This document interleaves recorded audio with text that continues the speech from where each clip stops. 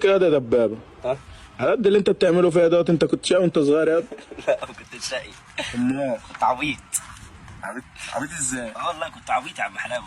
انا عايز اقول لك يا عم حلاوه لدرجه ان انا كنت عبيط لدرجه ما حدش يتخيلها، لدرجه ان انا كنت مفكر عشان يعني ابويا وامي يخلفوا كده، امي بتاكل وتشرب كتير وبطنها كده بقى وتروح بقى تولد.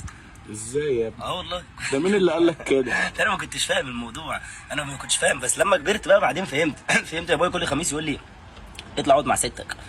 هو انا كنت بستغرب ساعتها، طب ليه هو كان بيطلعني عند ست؟ يعني هو مثلا كان يعني كارهني مثلا، مش حاببني يعني اقعد في البيت. انت فاكره هياكل امك طبعا. انا قلت بقى خلاص يعني، حتى انا كنت رايح اشتري لها اكل كتير، خلي بالك كنت اخد المصروف من بابا وكده واحوش. انا كان نفسي في اخ بصراحه، كنت وحيد يعني وكان نفسي في اخ وكده، فكنت رايح اجيب لها اكل واقول لها كلي.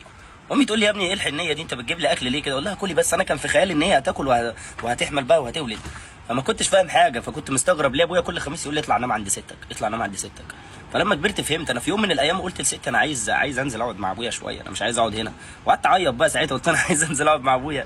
ست قالت لي لا اقعد اقعد اقعد هنا اجيب لك حاجه حلوه. يا ستي لا انا عايز انزل عند ابويا. قالت لي لا اقعد.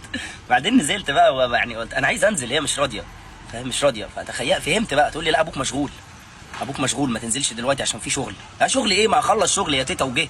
قالت لي لا مشغول يا تيتا، ما هو خلص شغل من بدري والله العظيم وجه. قالت لي لا مشغول اقعد. بس لما كبرت بقى فهمت الخلبوس الشقي كان بيعمل ايه.